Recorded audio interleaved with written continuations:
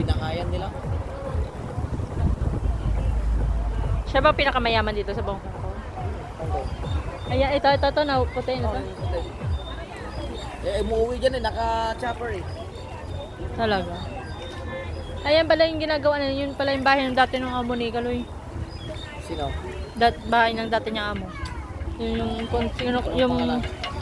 wala, nakalimutan. Dati o yung ngayon? Dati. Kasi ang amo niya ngayon ay pinakamayaman din sa Sino? Sa number top 10. Sino ang amo niya ngayon? Oh. Dati pa yun ah. Yung lolo't lola nila.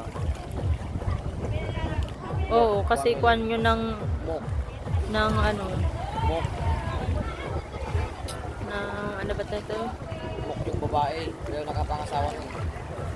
Anak ng ano.